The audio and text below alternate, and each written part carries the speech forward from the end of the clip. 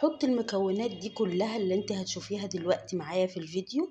حطيها كلها كده جوه البرتقانة وانسي انك تروحي لدكتور تاني. هتعملي كده في البيت مضاد حيوي طبيعي يقضي على الكحة والسعال ويقوي جهاز المناعة.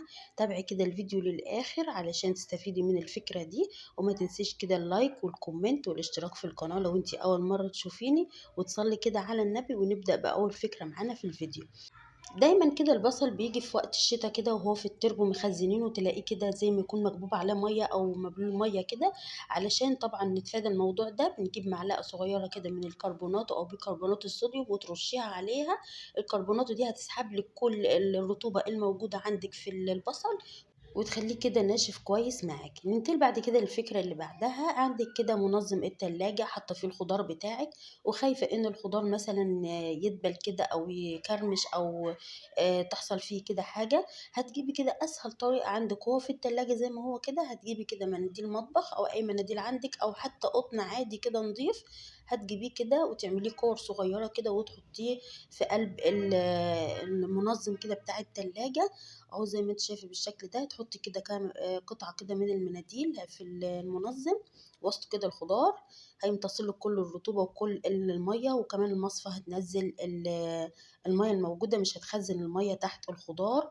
والمنديل برضو هيمصها وهينشفها، وهتبقى كده الخضار معاك فريش وطازه على طول كده حتى وهو موجود في التلاجة. ولو فضل فتره اطول هيبقى زي ما هو كده طازه وفريش وشكله جميل زي ما انت شايفه كده بالشكل ده. ننتقل بعد كده للفكرة اللي بعدها في الفيديو. عندي كده القرنفل أو المسمار زي ما أي بلد بتسميه كده. في بلد بتسميه القرنفل وفي ناس بتسميه المسمار لأنه هو يشبه المسمار حبة يعني. هتجيبي كده حبة القرنفل دي وتولعي فيها كده بالولاعة وتستنيها تبرد كده وتهدى من السخونة اللي كانت فيها. بالمنظر ده كده انت كده عملتي حاجة جميلة جدا وحاجة طبيعية جدا. ان انت قبل ما تيجي تنامي كده بالليل تروحي مزهية كده على حواجبك، ان كانت حواجبك خفيفة او الشعر بتاعها خفيف او مش بيطلع كويس الشعر، مش اسود كده لامع. هتجيبي كده القرنفل المحروق ده وتفضلي تمشي كده على حواجبك، هيكثف الشعر وهيزهي الحواجب وينعمها ويخليها حلوة كده بالمنظر ده كده معانا. اهو بالشكل ده. لو عجبتك الفكرة حط لايك كده من ايديك الحلوين، ولو انت اول مرة تشوفيني وعجبك المحتوى يلا اشتركي في القناة وشرفيني كده وانت من اي بلد بتتابعيني في الكومنتات. نيجي بعد كده للفكرة اللي بعدها. لو عندك كده شوز شاموا، تعالى اقولك ازاي تنضفيه وتخليه بيبقى لامع وكويس معاكي. اول واهم حاجه ان الشوز الشموا ده مش بيتغسل نهائيا، ما بتحطيش عنده اي ميه. بس طب ننضفه ازاي؟ هتجيبي كده فرشه زي كده تكون قديمه عندك مش بتستخدميها وكده على الناشف من غير اي اضافات ولا اي حاجه. تبداي ان انت كده تنفضي من عليه التراب بالفرشه دي. وعايزه اقولك تنفضي في اتجاه واحد، مش رايح جاي كده، لا تنضفي في اتجاه واحد او زي ما انت شايفه كده في الفيديو قدامك. اهو انا بنضف في اتجاه واحد كده علشان يفضل شعيرات الشموع كده زي ما هي، وفي نفس اتجاه واحد كده. ما تعمليش كده رايح جاي، لا ما تاخديش لورا وبعد كده ترجعي تاخدي لقدام، لا بتاخدي كده في اتجاه لواحد كده لوحده قدام كده على طول يا اما لورا على طول. اهو زي ما انت شايفه كده احنا نفضنا التراب من عليه بالفرشه بس. اهو زي ما انت شايفه كده نفضت التراب من عليه بس كده بالفرشه بالشكل ده. هتجيبي كده طيب بعد كده معلقة صغيرة من الخل. معلقة صغيرة كده من الخل العادي الأبيض بتاعنا بدون أي إضافات برضو عليه. أهو بالشكل ده.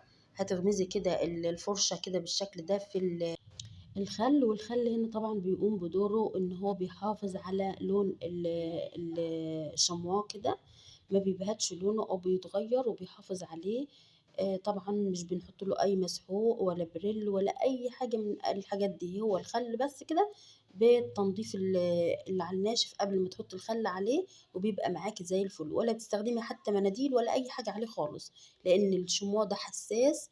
باي حاجه كده ممكن تحطيها عليه ممكن تعرضيه لان هو الجلد بتاعه يتشقق، ان هو يبهت معاكي، ان هو لونه يطفي. لكن الطريقه دي في الغسيل بتاعتها والتنظيف بتاعتها هتحافظ عليه فتره اطول وهيبقى جديد معاكي زي ما هو كده بالمنظر بتاعه ده زي ما انت كده شايفه في الفيديو. ننتقل بعد كده للفكرة اللي بعدها في الفيديو. لو وصلت لحد هنا حط لايك كده من ايديك الحلوين واشتركي في القناة طبعا لو انت اول مرة تشوفيني وعجبك محتواي. الفكرة اللي بعدها بصي، الفكرة دي دمار، من الآخر كده دمار. الفكرة دي بجد هتخليكي تستفيدي بحاجات كتيرة قوي منها. أول حاجة إن هي بتقوي جهاز المناعة، طبعا دي أهم حاجة، ومضاد حيوي طبيعي جدا جدا وفعال جدا جدا.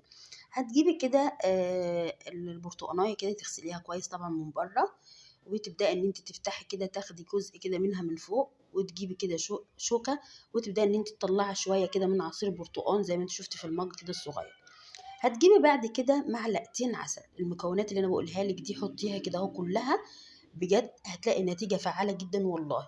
هتجيبي كده معلقتين صغيرين كده من عسل النحل الابيض اهو زي ما انت شايفة كده بالشكل ده، وتحطيهم في قلب البرتقانة. العسل الابيض طبعا معروف ان هو بيقوي المناعة جدا.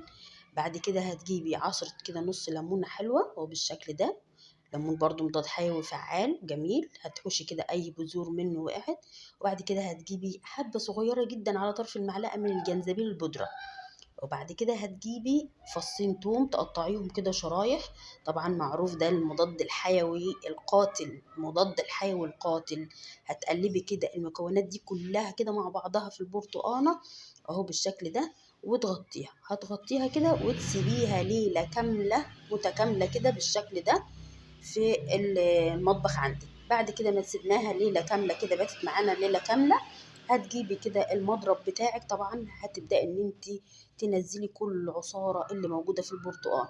عارفة ان كل المكونات اللي احنا حطيناها دي في البرتقانة، في قلب البرتقانة كده، هتلاقي البرتقانة نزلت كل المية الموجودة فيها وكل السوائل الموجودة فيها. واخلطيهم كده وامزجيهم مع بعض، وهاتي كده مصفى في مج كده، وصفيهم، صفي الخليط ده كله طبعا بعد ما باتيه ليله كده كامله في المطبخ اهو بالشكل ده، وتبداي ان انت تعصري. بجد عايزه اقول لك كده انت طلعتي خلاصه جدا، حاجه كده يعني تقضي على الكحه، تقضي على السعال، بتقوي جهاز المناعه، بتوسع الشعب الهوائيه، مضاده للبرد. بصي يعني بصي والله وصفه تقريبا كده من الاخر والله بجد، جربيها وادعي لي. بعد كده لو عندك الفكرة اللي بعد كده، طبعا لو عندك فواصل سيراميك كده لونها غامق، مش نظيفة معاكي ولونها مصفر كده ومش نافع فيها أي وصفة، أسهل طريقة إن أنت هتجيبي الطباشير العادي ده بتاع اللي بيكتبوا بيه في المدرسة اهو. هتجيبي كده صباع الطباشير وهتغرقيه كده تحت الحنفيه، وتبداي ان انت رايح جاي كده على فواصل السيراميك زي ما انت شايفه اهو، رايح جاي كده على الفواصل بتاعه السيراميك بالشكل ده. عايزه اقولك اني هترجعيها جديده زي ما تكون لسه عاملاها دلوقتي حالا اهو بالشكل ده، رايح كده جاي. وهي طبعا لازم تكون الطباشيرة تكون مبلولة علشان تطلع المادة الجير اللي فيها، وتثبت كده على الفواصل بتاعة السيراميك. وعايزة اقولك كمان ان هي مش هتتزحلق ولا تقع حتى لو جات عليها مية، بل بالعكس المية هتنشفها وتخليها تمسك اكتر في فواصل السيراميك، وهيبقى معاكي بيلمع وزي ما يكون لسه جديد كده ولسه عاملاه حالا اهو بالشكل ده.